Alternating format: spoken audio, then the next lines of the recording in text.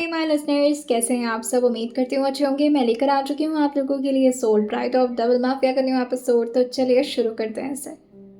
इस वक्त mister AD जो अपने कैबिन में बैठे हुए थे और ये उनका स्टडी था जिसको वो कैबिन की तरह बना करके बिल्कुल ऑफिशियल तरीके से रखते थे।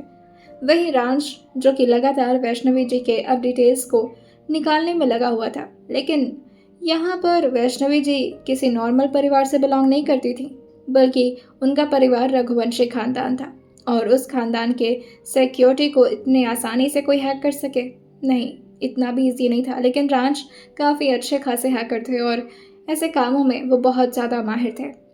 फाइनली जैसे ही अभी वो देशमुख परिवार के अंदर एंटर हुए थे, यहाँ पर सुभाष जी जो कि बुरी तरह से रांच को घूरे जा रहे थे और जैसे ही अभी रांच अंदर की तरफ जा पाते तभी वो धीरे से कहते हैं, आ गया एडी का रक्षा कवच। राज ने बहुत धीरे से दरवाज़ा खटखटाया था स्टडी का, क्योंकि उन्हें भी अच्छे से पता होता था कि यहाँ एडी सर रहते कहाँ पर है। अपने कमरे से ज़्यादा तो वो स्टडी में ही रहना पसंद करते हैं। वो दरवाजे को हल्का सा खोल करके अभी अंदर की तरफ झांका ही था कि तभी एडी जो उसे घूरते हुए अंदर आने का इशारा कर दिए थे। तभी वो भाग कर आते हुए धीरे से टैबलेट उनके हाथ में देते हुए कहता है, सर फिलहाल के लिए तो अभी उनके स्कूलिंग के बारे में पता चला है। सिक्योरिटी बहुत ज़्यादा टाइट है, इस वजह से थोड़ा प्रॉब्लम हो रही है, बट सर मैं कोशिश कर रहा हूँ। थोड़ा वक्त लगेगा मगर निकल तो जाएगा।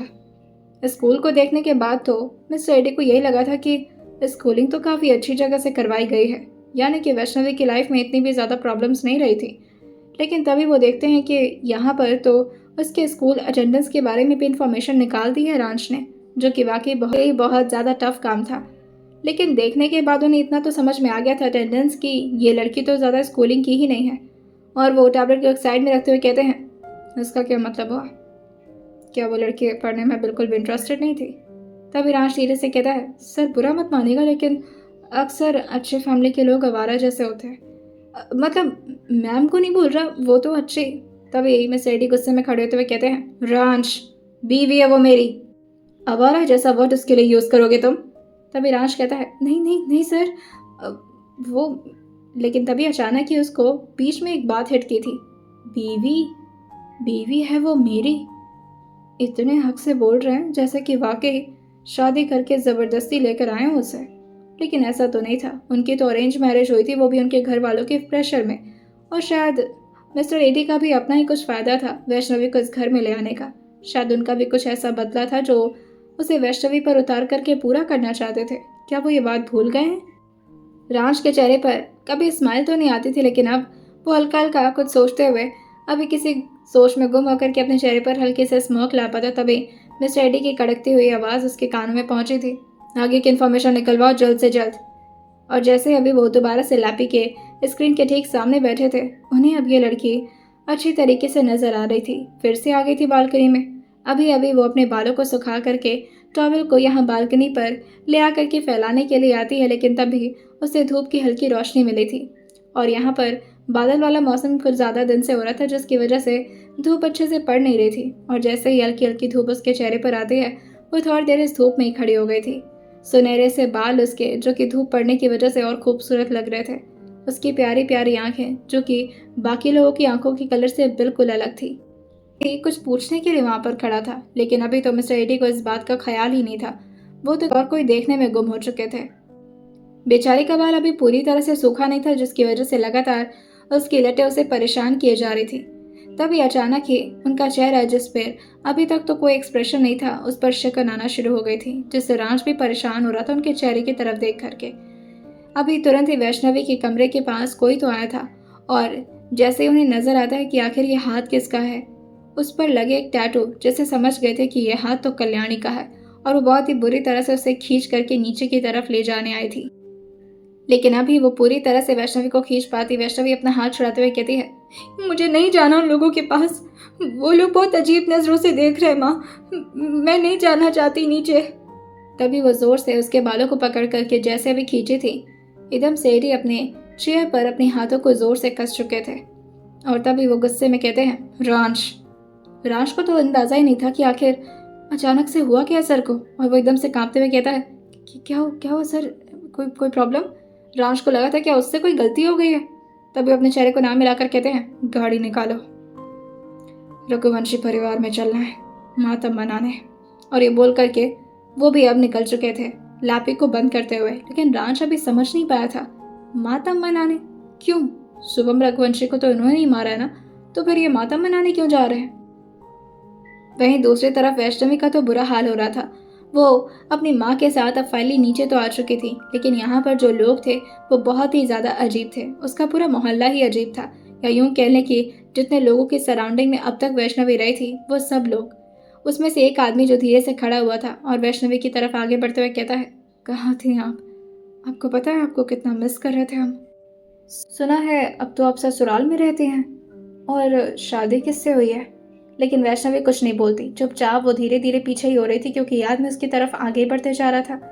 सो कॉल्ड रिलेटिव थे वो वैष्णवी के, लेकिन वैष्णवी पर उनकी ठीक नजर रहे ये कैसे पॉसिबल था? कल्याणी जी के परिवार के थे तो कल्याणी जी की तरह होना भी तो जरूरी था ना। आज घर के अंदर साइड में किसी को भी नहीं बिठाया गया था, क्योंकि अच्छे से वाकिफ थे नितेश जी अपनी पत्नी के बिहेवियर से।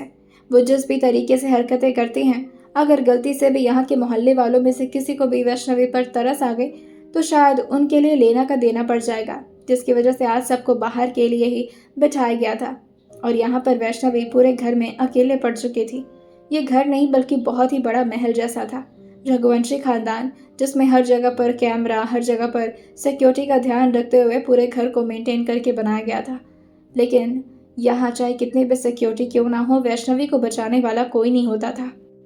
वैष्णवी को ये बात भी अच्छे से पता था कि अगर उसने सेल्फ डिफेंस में इस आदमी को कुछ भी किया तो ये सो कॉल्ड रिलेटिव जो कि उसके मामा लगते हैं, वो बाहर जाकर के इस बात का ढिंडोरा पीट देंगे कि उसे मारने की कोशिश की है वैष्णवी ने, और फिर वैष्णवी को ही इन सारे हरकतों का भुगतान करना पड़ेगा। और वो कैसे पनिशमेंट झेलने पड़ते थे वैष्णवी को, जो कि उसके लिए वाकई बहुत ज़्यादा दर्दनाक साबित होता था। एक तरफ जो आदमी उसके साथ गलत करना चाहता था, उसे गलत इंटेंशन से देख रहा था, उसकी नज़रों में ज़रा भी खौफ नहीं था।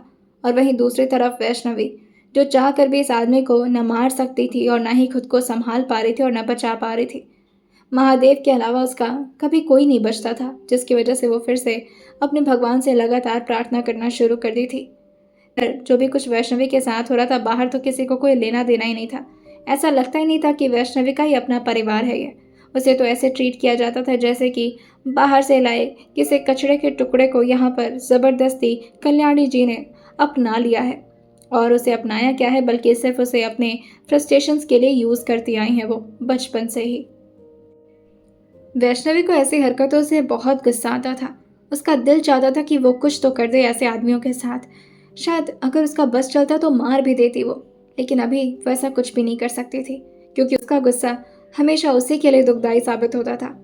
वहीं दूसरी तरफ अभी बाहर बैठे नितेश जो कि सारे लोगों के साथ मिल करके अपने बेटे का शोक मना रहे थे, तभी उन्हें दूर से ही कुछ खबर आती सुनाई देती है। एक आदमी जो कि उनके कान के पास आकर के धीरे से कहता है, कुछ काली गाड़ियाँ आ रही हैं, नंबर प्लेट से लग रहा है कि उन्हीं की हैं। ये सुनते ही नितेश एकदम से हड़बड़ा करके उस चेयर से खड़े हुए थे। चेयर प्लास्टिक का था, जिसकी वजह से चेयर तो गिर गया था, लेकिन जैसे तैसे करके नितेश जी को यहाँ बगल खड़े उस आदमी ने संभाल लिया था। कल्याणी जी अपने पति को परेशान होता देख करके तुरंत उनकी तरफ भागते हुए कहते हैं, क्या हुआ? कोई दिक्कत है क्या? तभी नितेश जो कल्याणी की तरफ देख कर कहते हैं, दिक्कत तो नहीं है, पर यहाँ पर क्या ज़रूरत है उन्हें इस वक्त? नहीं, कुछ तो बात है। कल्याणी जी जो कि इस तरह से नितेश को खुद में परेशान होता सुन करके उनके पीछे पीछे जैसे ही आने लगी थी, तभी वो एकदम से उन्हें रोकते हुए कहते हैं, वैष्णवी कहाँ है? ये सुनते ही कल्याणी जो अंदर की तरफ इशारा करते हुए कहती हैं, होगी अंदर, कुछ काम कर रही होगी। क्यों? तभी इस बात पर नितेश जो अपने चेहरे को नाम हिलाकर कहते हैं, नहीं कुछ नहीं, बस वो मुझे ऐसा लग रहा है कि एडी यहाँ पर। जैसे ही कल्याणी जी ने यह सुना था वह हंसते हुए कहती हैं, अरे तो फिर इतनी टेंशन लेने की क्या ज़रूरत है? अब तो वो भी वैष्णवी के खिलाफ है, और अगर वो वैष्णवी के खिलाफ है तो फिर कोई बात नहीं, आने दीजिए उन्हें। उनके सामने वैष्णवी की ऐसे इंसल्ट करूंगी ना मैं, सब लोग देखते रह जाएंगे तमाशा। तभी नीतीश जी उनका हाथ जोर से पकड़ते हुए कहते हैं, उस लड़की के इंसल्ट के अलावा आपको और कुछ नज़र नहीं आता है क्या कल्याणी? तभी आसपास के लोग जो कि उन लोगों की बातें सुनने लगे थे, जिससे तुरंत ही नीतीश उनका हाथ छोड़ दिए थे और इंतज़ार कर रहे थे जैसे ही अभी उनके ठीक मेंशन के बड़े से गेट के बाहर 3 गाड़ियां आकर के रुकी थीं बिना किसी के परमिशन के ही। अब गार्ड को भी एक साइड में यहाँ राज ने ऑलमोस्ट उठा करके फेंक ही दिया था और दरवाजे को खुद ही खोल चुका था। तीनों गाड़ियां अब अंदर की तरफ एंट्री ले चुकी थी। वहीं राज जो भागते भागते दौड़ करके आता है और एडीजी के लिए दरवाज़ा खोल करके साइड में खड़ा हो चुका था। जैसे मिस्टर एडी अभी बाहर की तरफ निकले थे अपने कार से, यहाँ पर सारे लोग अपनी अपनी जगह से खड़े होने लगे थे और आपस में गॉसिप करने लगे थे कि यहाँ आए पूरे मेंशन में जितने भी लोग थे सब ने सफ़ेद कपड़े पहन रखे थे। वहीं मिस्टर एडी और उनके बाकी के बॉडीगार्ड्स ने, साथ ही मिस्टर राज टी ने भी पूरी तरह से काला कपड़ा पहन रखा था। जैसे और उनका गुस्सा देख करके तो नीतीश जी हल्का हल्का अभी से पीछे होने लगे थे। अभी तो मिस्टर एडी ने कुछ किया भी नहीं था उन्हें। वो मिस्टर एडी जाकर के फाइनली अब नीतीश जी के सामने खड़े हुए थे और उनके कंधे पर धीरे से हाथ रखते हुए कहते हैं, बहुत अफसोस हो रहा है मुझे आपके बेटे के लिए। और फिर वो कल्याणी जी की तरफ अपनी गर्दन को हल्का टिल्ट करते हुए कहते हैं, बहुत ही दुखी होंगे शायद आप। यह सुनते कल्याणी अपने चेहरे को हाँ मिलाकर कहती है, बहुत ज़्यादा, मैंने अपने बेटे को खोया है, दुखी तो होंगी ना। तभी मिस्टर एडी जो अपने हाथ को पहले तो नीतीश के कंधे से हटाए थे और फिर उनकी तरफ देखते हुए कहते हैं, दुखी तो होना भी चाहिए आपको। आने वाले वक्त में पता नहीं और क्या क्या हो सकता है आप लोगों के साथ। और ये बोलते हुए वो बिना कुछ भी बोले अंदर की तरफ जाने लगे थे, वो भी कितने हक से। तभी भागते हुए कल्याणी जी आते हुए कहती हैं कि क्या हुआ, कुछ चाहिए तो हमें बताइए। लेकिन मिस्टर एडी जो कि अपने बॉडीगार्ड्स को इशारा कर दिए थे कि कोई भी अंदर ना आए। अब सारे लोगों ने बंदूक तान दी थी कि कोई अंदर नहीं आ सकता। अजीब हालत है। वहीं नीतीश जी जो कि गुस्से में कहते हैं, मैं तो इसका कुछ बिगाड़ भी नहीं सकता, इतने सारे लोग जो मौजूद हैं यहाँ पर। तभी कल्याणी जी कहती हैं, हा, अगर लोग मौजूद नहीं होते तब भी आप ऐसे ही खड़े रहते स्टैचू बन करके, डरते जो हैं आप इससे, पता नहीं क्या समझता है खुद को। तभी वो अपनी बीवी को घूरते हुए कहते हैं, अगर आपके अंदर इतनी हिम्मत है तो आप क्यों नहीं चली जाती अंदर। कल्याणी जी धीरे से कहती हैं, अब हम जाकर के लड़े मर्द से और आप क्या करेंगे, मुंह देखेंगे हमारा, शर्म नहीं आ रही जरा भी। के मेंशन के अंदर एक कमरे में अभी वैष्णवी लगातार महादेव का जाप कर रही थी और वो काफ़ी तेज अब भगवान का नाम लेना शुरू कर दी थी, क्योंकि उसे पता था कि उसकी आवाज़ शायद कोई तो सुन ले और उसे बचाने के लिए आ जाए। अभी वो उस आदमी से अपना हाथ छुड़ा करके भागना चाह रही थी, लेकिन जैसे अभी वो भाग पाती तब तक उस आदमी ने बहुत बुरी तरह से वैष्णवी के हाथ को अपने हाथों से जकड़ लिया था। और जैसे ही उसके हाथ को पकड़ कर के वो आदमी खींच पाता तभी ज़ोर से एक आवाज़ उसके कानों में पड़ती है। यहाँ अभी एक गन शॉट हुआ था जिससे दरवाजे के लॉक को तोड़ दिया गया था। और जैसे ही दरवाजे का लॉक टूटा था, दोनों के दोनों यानी कि वैष्णवी और उसके सो कॉल्ड मामा की नज़र उसी गेट पर थी, जो गेट की तरफ अभी 2 लोगों के कदम आगे बढ़ रहे थे, एक रांच और दूसरे मिस्टर एडी। अभी जैसे ही मिस्टर एडी के कदम कमरे के अंदर पहुंचे थे, वो जैसे ही देखते हैं कि यहाँ पर उनकी वाइफ की ऐसी हालत, तुरंत ही वो पीछे से रांच को आने से मना कर दिए थे और वैष्णवी के ठीक सामने खड़े होकर के उसके दुपट्टे को उसके हाथ से लेकर के प्रॉपर्ली उसके कंधे पर रख दिए थे, जो कि अभी नीचे की तरफ सरक रहा था। और जिस तरह से वैष्णवी की आंखों में आंसू थे, उन्हें वैष्णवी से तो कोई फ़र्क नहीं पड़ रहा था, लेकिन वो एक लड़की थी और लड़की की इज्जत के साथ खिलवाड़ बिल्कुल भी मंजूर नहीं था उन्हें। वो उसके हाथ को पकड़ करके अपने गन को उसके हाथ में थमाए थे और तभी उस आदमी की तरफ पॉइंट करते हुए कहते हैं, गन चलाना आता है। वैष्णवी धीरे से कहती है, नहीं, मैंने कभी नहीं चलाया। तभी वो आदमी जो अपने चेहरे को ना मिलाकर कहता है, ये क्या कर रहे हैं, देखिए आप ऐसा नहीं कर सकते। तभी मिस्टर एडी अपने चेहरे को हाँ मिलाकर कहते हैं, मैं ऐसा कर सकता हूँ। अभी तक इस आदमी को अंदाज़ा नहीं था कि आखिर ये है कौन। जैसे मिस्टर एडी ने अपने चेहरे के मास्क को निकाला था, वो आदमी एकदम से हड़बड़ाते हुए कहता है, हाँ मिस्टर देशमुख, ये क्या कर रहे हैं आप, देखिए मैं कमिश्नर हूँ। ये सुनते ही मिस्टर एडी के चेहरे पर हल्की सी हंसी आ गई थी। तभी वो अपने जूते को हल्का सा उठा करके इशारा करते हुए कहते हैं,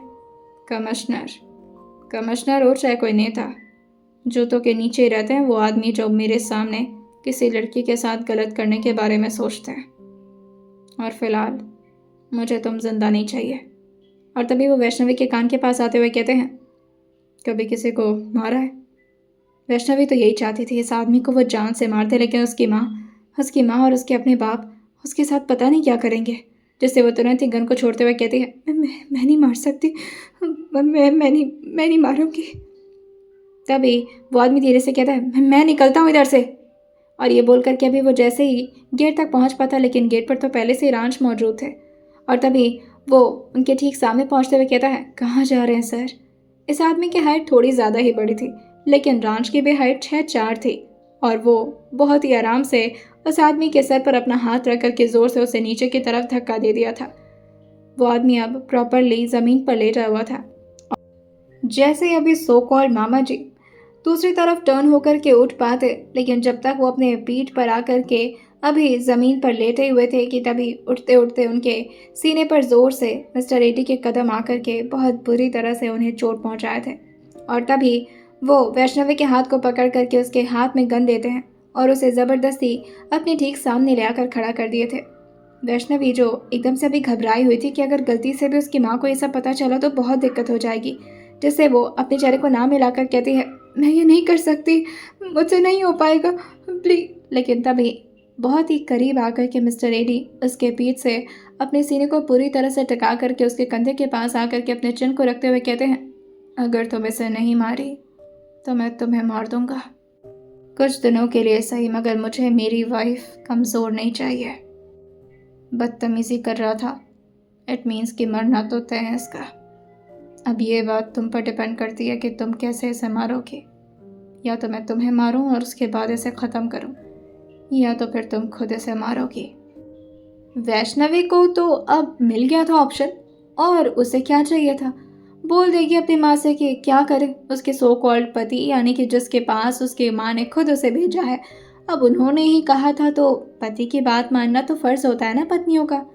तभी वो अचानक ही वो पीछे की तरफ टर्न हो गई थी, जिसकी वजह से यहाँ पर तो अभी तक थ्रिल बन रहा था, लेकिन अब तो इन दोनों के बीच में रोमांटिक सीन।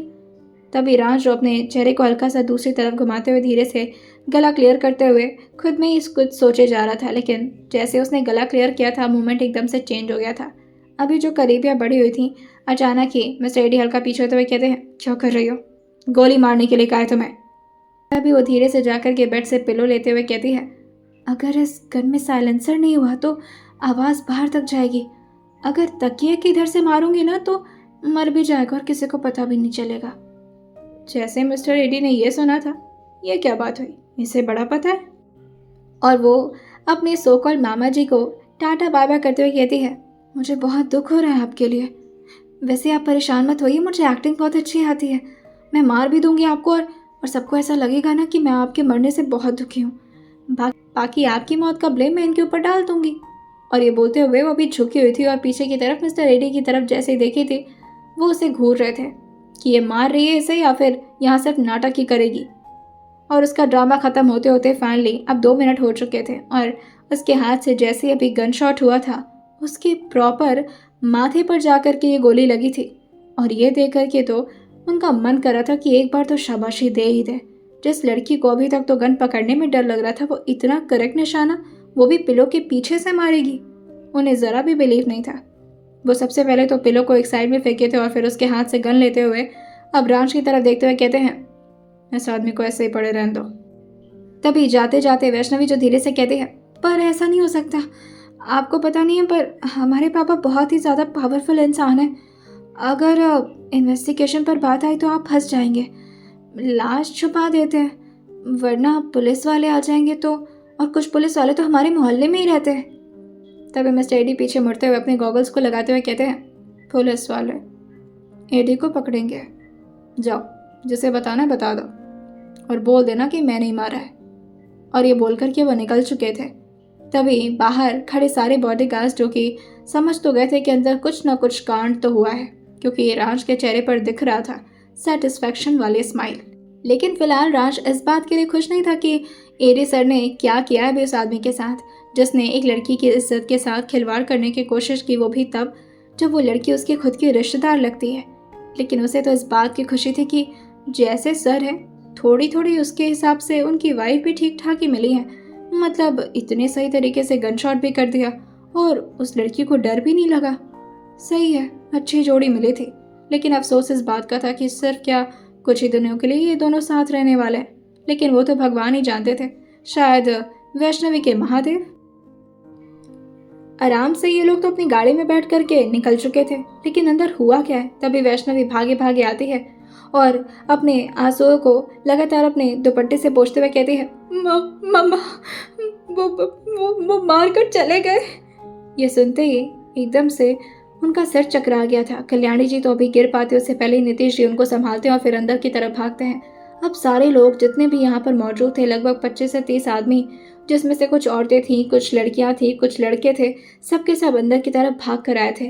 और जैसे ये देखा गया था कि यहाँ पर ये आदमी की लाश है, सबके सामने ये मिस्टर एडी आकर के मार कर निकल गए, ये क्या बात हुई।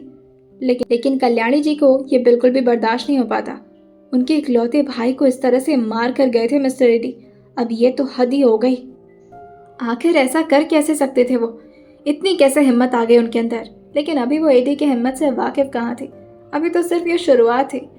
अभी आने वाले वक्त में शायद उन्हें खुद भी नहीं पता था कि उनके अपनी ज़िंदगी के साथ क्या क्या होने वाला है। फिलहाल यहाँ पर वैष्णवी की एक्टिंग पूरी तरह से चालू थी। वो इस आदमी के मरने पर कितनी खुश हो रही थी ये तो सिर्फ उसके महादेव जानते थे या फिर उसका दिल जानता था। लेकिन उसको रोना तो था ही। तब भी तो सबको लगता कि वैष्णवी तो बिल्कुल इनोसेंट है। किसी को इस बारे में अंदाज़ा भी नहीं होता कि वैष्णवी ने मारा इस आदमी को। तभी अचानक ही यहाँ पर रांचो अभी गाड़ी को ड्राइव कर रहा था, लेकिन मिस्टर एडी को कुछ तो अजीब लगा था और वो उसको रोकते हुए कहते हैं, नहीं उसे छोड़। रांच, गाड़ी टर्न लो। सर मतलब हम कहीं और जा रहे हैं? जितना कहा है उतना करो। रघुवंशी मेंशन चलो, मेरा एक सामान छूट गया है। Okay sir. और ये बोलते हुए वो तुरंत ही गाड़ी को आगे बढ़ा चुका था। क्या उनका मास्क छूट गया है, या फिर उनका गॉगल, या फिर कहीं उनका फ़ोन, या फिर उनका गन तो नहीं छूट गया? ऐसा सोचते हुए मिस्टर रांच फाइनली अब आ चुके थे दोबारा से इस मेंशन में, जहाँ पर अभी मिस्टर एडी थोड़ी देर पहले ही मर्डर करके गए हैं। वहाँ पर वो दोबारा आ चुके हैं और सबके सामने यहाँ पर जितने भी लोग उन्हें देख रहे थे, अब सबके सब उनके लिए रास्ता छोड़ दिए थे। वहीं कल्याणी जी जो कि अपना सर पीट पीट करके रोए जा रही थी, तभी अचानक ही उन्हें फिर से टक टक करते हुए किसी के शू की आवाज़ आती है। और ये आवाज़ तो वाकई जानी पहचानी लग रही थी कल्याणी जी को भी। जैसे अभी वो पीछे की तरफ मुड़ी थी, यहाँ पर अब उनसे और ज़्यादा बर्दाश्त नहीं हो पाता। वो तुरंत ही गुस्से में खड़ी होती हैं और अभी एडी के कॉलर पर हाथ रख पाती उससे पहले नीतीश ने उनको रोक लिया था और तुरंत ही पीछे खींचते हुए कहते हैं, क्या कर रही हो? तभी इस बात पर कल्याणी जी कहती हैं, सबको ये बात पता है कि इस आदमी ने मारा हमारे भाई को, और आप कह रहे हैं कि। तभी नीतीश उनको रोकते हुए कहते हैं, हमें कुछ नहीं पता है। नहीं पता है? ये कैसी बात कर रहे हैं आप? ये बोल भी कैसे सकते हैं? हमारे भाई को मार दिया इस आदमी ने। लेकिन तभी नीतीश उनके हाथ को जोर से दबाते हुए कहते हैं, हमने कहा ना, नहीं पता है हमें कुछ भी। और किसके बारे में बात कर रही हैं? कोई आपके लिए खड़ा नहीं होगा अगर बात एडी और आपके बीच में आई तो, इसीलिए शांत हो जाइए। तभी कल्याणी जी कहती हैं, हमारे घर पर कैमरा लगा हुआ है।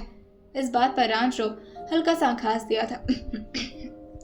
Camera my foot. लेकिन अब यहाँ पर एडी जी बैठ करके तमाशा थोड़ी ना करते। वो नीतीश जी के तरफ घूरते हुए कहते हैं, अपनी बीवी के हाथ संभाले हैं, अच्छी नहीं लगेंगी बिना हाथ के।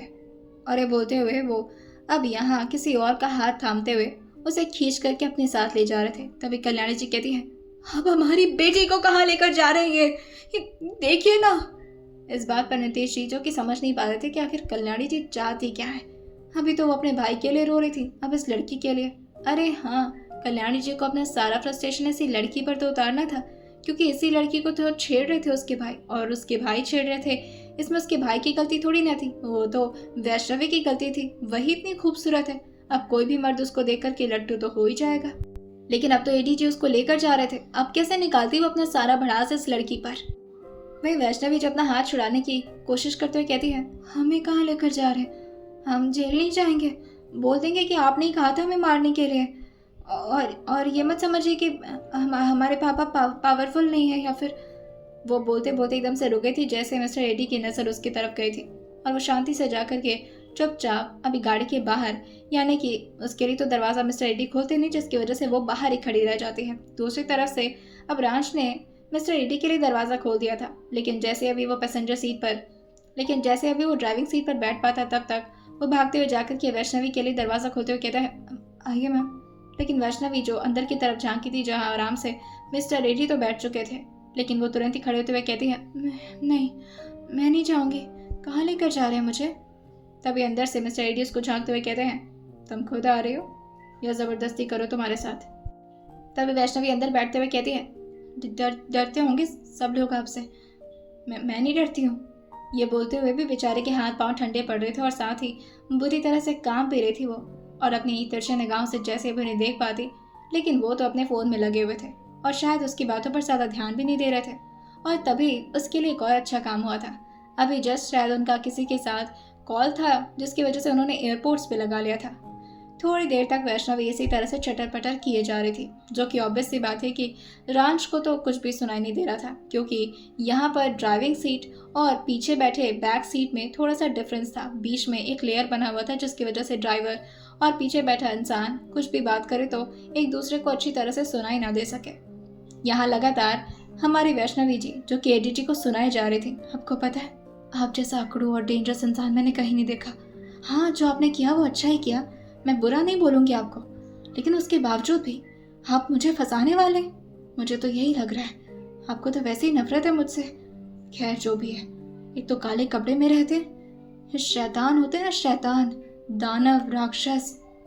तभी वैष्णवी जो धीरे से खुद से कहती है, इन्हें सुनाई थोड़ी ना दे रहा होगा, कुछ भी बोल सकती हूँ अभी इन्हें भी तो पता चले कि मैं भी कितनी खतरनाक हूँ, और मुझे अबला नारी समझने की गलती तो बिल्कुल भी मत करिएगा आप। कुछ सुनाई तो आपको दे नहीं रहा होगा। हाँ, कहाँ से देगा, कानों में जो छोटे छोटे यंत्र खोस रखे हैं आपने। खैर खैर क्या ही बोलूँ आपको, शक्ल तो है ही आपकी दानव जैसी, आज तो हरकतें भी देख लें आपकी, बिल्कुल शैतान लगते हैं आप, शैतान। और कपड़े भी काले काले, बाल भी काले काले, आंखें भी काली काली, गाड़ियाँ भी काली काली, और बॉडीगार्ड्स वो भी पूरी तरह से काले कपड़ों में घूमते रहते हैं। अगर आपकी शक्ल काली होती ना तो कोई पहचान ही नहीं पाता ऊपर से नीचे तक देख करके कि आपने कपड़े भी पहन रखे हैं या नहीं। बुरा तो नहीं लग रहा? और ये बोलते हुए वो उनके चेहरे की तरफ झांक रही थी। तभी वो धीरे से हंसते हुए कहती है, नहीं, बुरा तो तब लगेगा जब आपको कुछ सुनाई देगा। वैसे मेरे को ना आपके लिए एक और नाम सूझा है, आफत डिपार्टमेंट। जिस तरह से आप यहाँ पर सबके सामने आए और सबके दिल में ऐसी आफत और दहशत आ गई ना, मानना पड़ेगा आफत डिपार्टमेंट भी ठीक है यार, लेकिन अति डरावना ज़्यादा अच्छा लगता है आपके ऊपर। हाँ, वैसे दानव भी ठीक ही लगता है। सड़ू कैसा है और अकड़ू, या यूं कह लो कि तुम्हारी मौत। जैसे ही अभी वैष्णवी ने सुना था, वो बहुत ही मुश्किल से अपने चेहरे को घुमाना तो चाह रही थी एडी जी की तरफ, मगर वो घूम नहीं पा रहा था। उसका गला तो जैसे अकड़ सा गया हो, और वो अपने गर्दन पर हाथ चलाते हुए कहते हैं, नहीं नहीं नहीं नहीं नहीं नहीं नहीं नहीं नहीं नहीं नहीं नहीं नहीं, ये नहीं, ये हो ही नहीं सकता, ये क्या बात हुई। तभी उसके कानों में एक और आवाज़ पड़ती है, यमराज भी बुला सकती हो मुझे, क्योंकि थोड़ी देर में तुम्हें मुझ में यमराज ही नजर आएंगे।